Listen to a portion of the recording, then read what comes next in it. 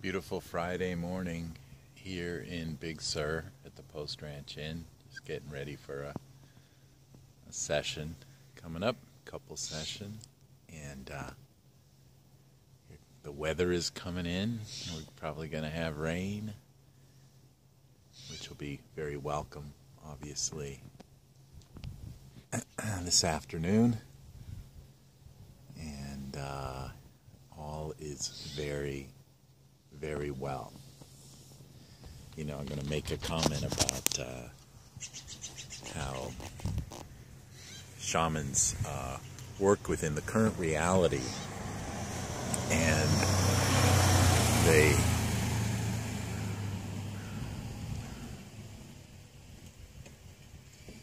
make sure and everything that we do is practical and pragmatic.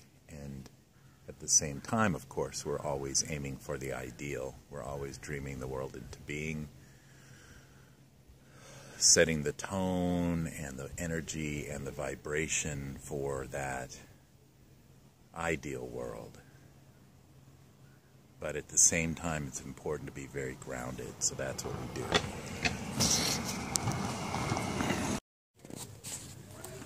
So we make decisions for the big picture.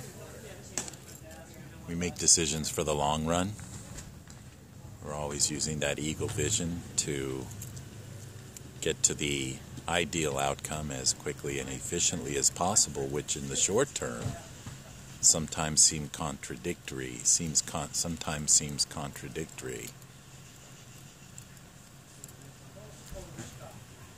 But that's the mysterious ways of nature, and we work in harmony with that. And nature is very real and very grounded, and we stay in harmony with that.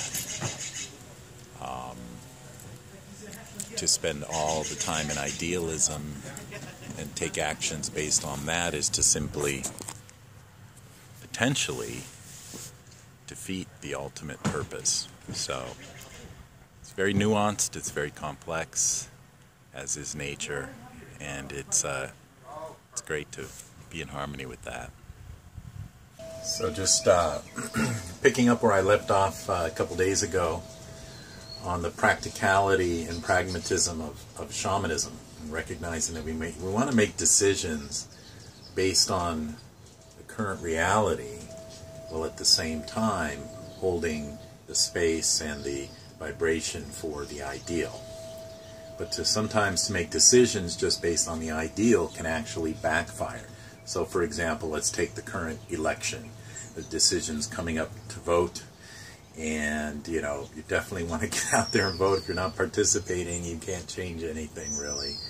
And you know, that was the problem in the midterm elections as well. That was the problem with the last 6 years, is that a lot of people didn't vote in the midterm elections, and that's why nothing's gotten done.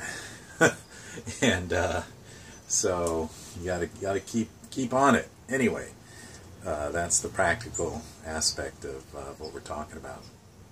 But for example, you know, you want to be able to, you know, like the things that I wrote in my book, there's this great vision of where I'd like to see the world and policy and politics and the whole, you know, all of humanity get to.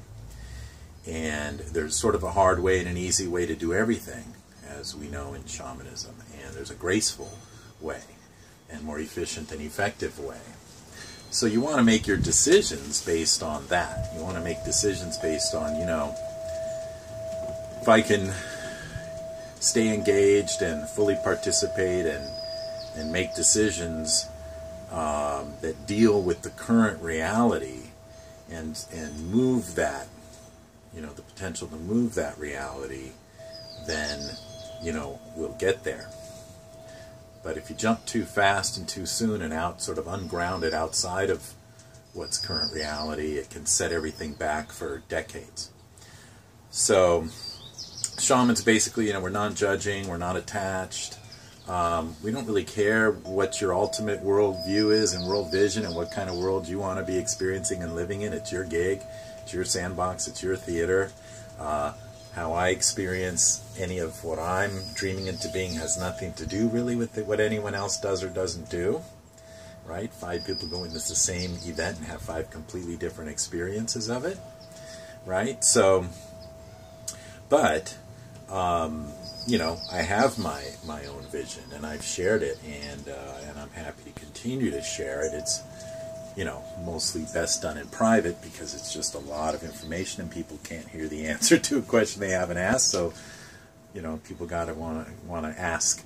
But that leads me to, you know, the idea that if you have, you know, you want to get from A to F, we don't really care what F is. We're going to help you get there as shamans. Now, if you're heading towards D and you want to get to F and you're asking for help, then we're going to just point out, look, you can't do these things that are getting you to D and expect to get to F. So you got to be very practical and make decisions that actually will get you there.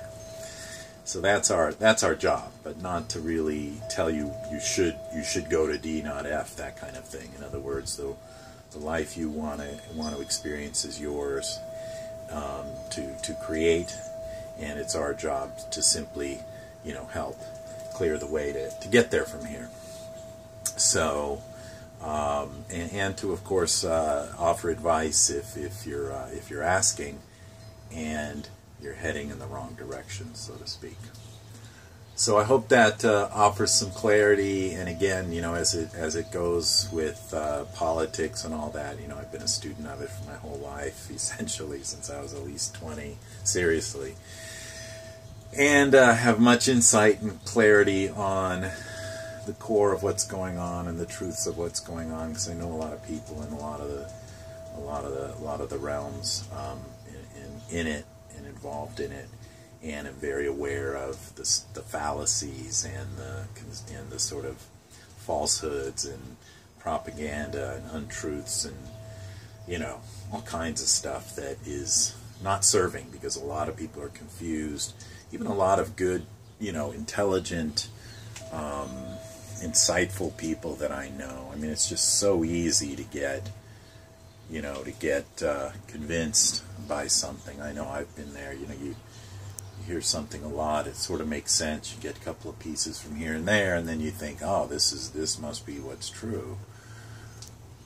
But, you know, that's where the work comes in. You really have to look more carefully and hopefully have some insight and some extra information, or go looking for it and work for it.